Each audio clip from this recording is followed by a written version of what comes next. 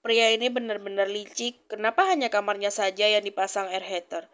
Dia mau merasakan hangat sendirian di atas kedinginan orang lain, batin Nauren. Tidurlah di sana, biar aku tidur di sofa ini. Perintahlah Brian sambil terus membelakangi Nauren. Tidak perlu, aku akan kembali ke kamarku. Jawab Nauren membuka pintu kamarnya. Jeder! Ah! Teriak Nauren dan menutup pintunya kembali. Aku sudah bilang, tidurlah di sana, kau malah ngeyel. Balaslah Brian. Kenapa petir tidak terdengar jelas di kamar ini? Tanya Nauren.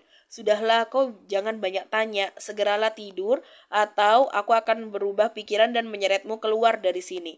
Perintahlah Brian dengan nada suara tinggi. Tidak ada pilihan lain, akhirnya Nauren pun menuruti perintahnya. Nauren tidur di atas kasur menarik selimut menutupi separuh badannya. Benar-benar nyaman tidur di kasur ini, batin Nauren. Sesekali pandangan Nauren mengarah ke sofa. Terlihatlah Brian yang sudah berbaring di sana. Sayang sekali punya wajah yang sangat tampan tapi sangat bertolak belakang dengan sifatnya yang menakutkan.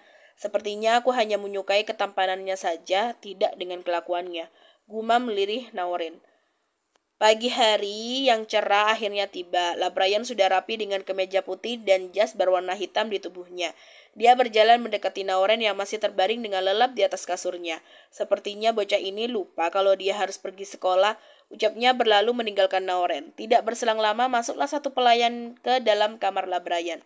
Nyonya muda, bangun, seru pelayan sambil menggoyang-goyangkan tubuh Nauren. Iya, 5 menit lagi. Kau keluarlah, jawab Noren, masih memejamkan kedua matanya. Apakah Nyonya tidak pergi ke sekolah hari ini? Tanya pelayan. Ya ampun, beranjak dari tidurnya. Terima kasih sudah mengingatkanku. Noren berlari ke kamar mandi Brian. Setelah menyelesaikan hajatnya, Noren keluar menggunakan bathrobe menuju walk-in closet untuk mencari seragamnya. Mana seragamku? Gumam Nauren seraya mencari setiap tempat di lemari besar tersebut. Ya ampun, aku lupa. Ini kan kamarnya Brian. Pantas aja tidak ada bajuku. Kemarin sore kan Richard menaruhnya di kamarku. Nauren berjalan keluar menuju kamarnya. Setelah rapi dengan balutan seragam, Nauren pun pergi ke meja makan dan hanya menjumpai dua pelayan di sana. Mana tuan kalian? Tanya Nauren seraya duduk di kursi. Tuan Brian sudah pergi ke kantor pagi buta bersama tuan Richard. Nyonya akan diantar oleh pengawal tuan Brian, jawab salah satu pelayan. Nauren hanya mengangguk dengan bibirnya yang membentuk huruf O.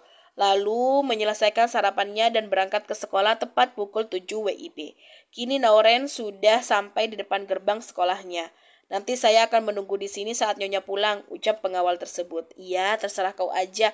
Balas Nauren seraya turun dari mobil dan berjalan masuk ke dalam sekolah. Nauren, teriak seseorang dari belakang. Nauren berhenti dan menoleh ke arahnya. Sabrina, mereka berdua pun saling berpelukan dengan wajah yang sangat bahagia. Kau tahu tidak, aku sendirian di dalam kelas kemarin. Kau harus bertanggung jawab dan mentraktirku hari ini. Ujar Sabrina. Iya, nanti makanlah sepuasmu. Kau tahu kan kalau aku sekarang udah kaya raya, sambung Nauren. Kaya raya? Bukankah perusahaan ayahmu sedang mengalami penurunan? Harusnya kau miskin sekarang, balas Sabrina. Kau dengar dari siapa? Bahkan aku aja tidak tahu, cetus Nauren. Banyak yang membicarakanmu kemarin, bahkan mereka mengira kalau kau tidak masuk sekolah karena malu. Jawab Sabrina. Nauren menghela nafas panjang, namun sejurus kemudian dia tersenyum dan merangkul sahabatnya berjalan memasuki kelas. Kau jangan menghiraukan kata-kata mereka. Lagian semua gosip itu pasti ulah si nenek lampir yang kurang kerjaan itu kan?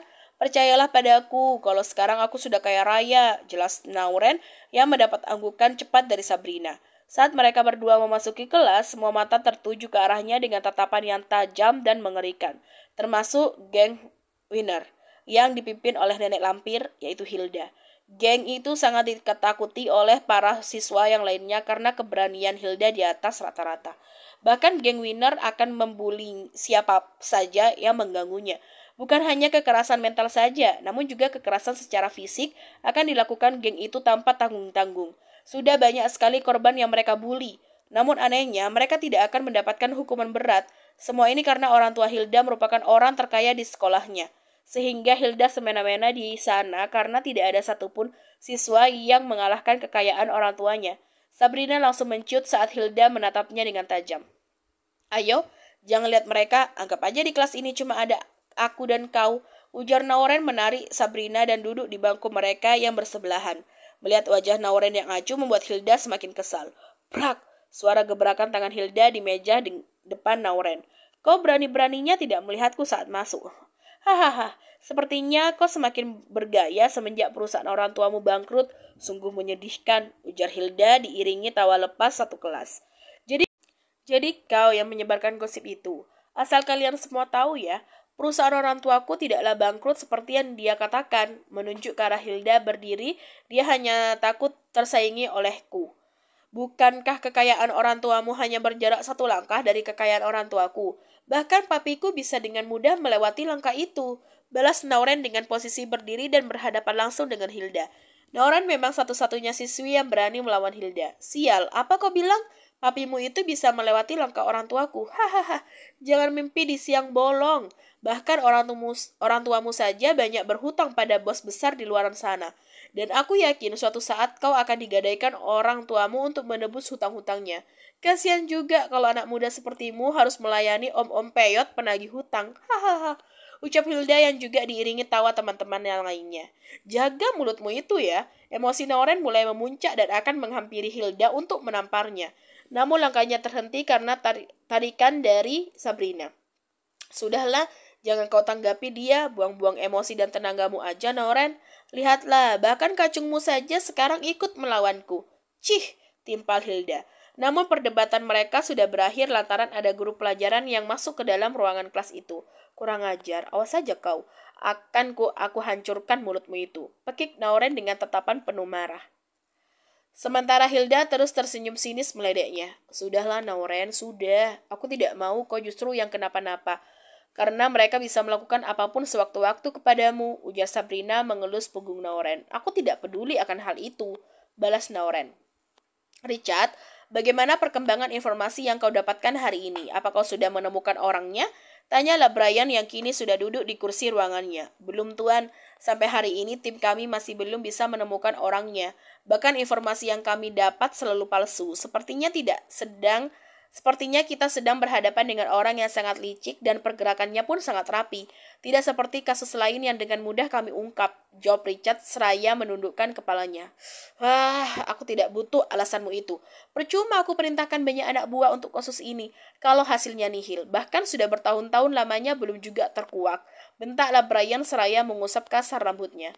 Richard yang melihat kemarahan tuannya itu hanya bisa meminta maaf dan menundukkan pandangannya. Kau keluarlah dan terus selidiki kasus ini dengan benar.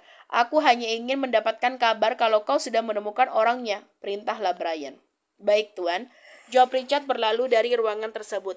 Terlihat raut wajah Brian yang sangat frustasi karena kasus yang sudah terjadi begitu lama. Sampai sekarang belum juga membuahkan hasil, padahal dia sangat ingin membunuh orang yang dia cari. Namun sampai sekarang masih monoton dan tidak ada perkembangan lain lagi. Terlihat Brian yang menundukkan kepalanya dengan disanggah oleh kedua tangannya yang memegang rambut kepalanya. Tetesan air matanya kini meleleh membasahi berkas di bawahnya. Getaran tubuhnya menandakan bahwa dia sedang menahan rasa sakit yang begitu dalam di hatinya. Hingga isakan tangis pun terdengar disertai kedua telapak tangannya yang sudah menjambak dengan kuat rambut tebalnya itu. Entah apa yang dirasakan Brian saat ini, dan siapa orang yang dia cari bertahun-tahun lamanya, bahkan hingga membuat Brian menderita sampai sekarang. Richard kini sudah mengerahkan beberapa anggota lagi untuk terus-menerus mencari fokus pada pencarian orang tersebut. Semua kemampuan Richard sudah dia kerahkan. Namun si pelaku benar sangat sulit dideteksi kebenarannya. Sidik jari pun tidak ditemukan di tempat kejadian sekitar 15 tahun yang lalu. Selama itu Richard benar-benar dibuat bingung dengan berbagai bukti palsu yang ditemukan. Itu menandakan bahwa si pelaku bukanlah orang sembarangan. Richard yang sangat ahli dalam hal itu pun dibuat kewalahan karena sudah beberapa kali tertipu oleh identitas palsu si pelaku. Sial, awas aja sampai kau bisa aku temukan. Aku tidak akan pernah mengampunimu dan bersiaplah menemui ajalmu. Bekik Richard dengan raut wajah yang sangat menakutkan. Wah, kau ternyata benar-benar sudah kaya raya. Perutku sangat kenyang dengan makanan paling enak di kantin sekolah ini, yang sama sekali belum aku coba karena sangat mahal dan melebihi uang sakuku. Terima kasih Nauren, ucap Sabrina memeluk Nauren dengan wajah girangnya. Kau sudah percaya kan sekarang? Makanya jangan dengerin omongan anak lain yang iri denganku. Jawab Nauren dengan bangganya. Memang iya, mulai hari ini Labrayan memberikan black card untuk membeli semua kebutuhannya. Meskipun Labrayan tidak memberikannya secara langsung, melainkan dititipkan kepada si pelayan untuk diberikan kepada Nauren saat pergi ke sekolah. Setelah mereka berdua kenyang dengan makanannya, Nauren pun membayar semuanya tanpa tersisa. Lalu pergi dari kantin menuju taman sekolah yang berada tepat di samping lapangan basket. Lihat deh si Roger, sepertinya dia menyukaimu, ucap Sabrina seraya menyenggol pundak Nauren. Kau jangan mengarang cerita, bisa-bisa tersebar di seluruh sekolah, dan kau dicap sebagai penggosip, cetus Nauren. Lihatlah ke arahnya. Menoleh kepala Nauren ke arah Roger yang sedang bermain basket. Dia bahkan tersenyum kepadamu kan? Ucap Sabrina. Benar aja, Roger kini menatap ke arah Nauren dan tersenyum padanya. Nauren yang tidak bisa menggeser kepalanya karena tekanan dari kedua tangan Sabrina pun akhirnya sama-sama melontarkan senyuman.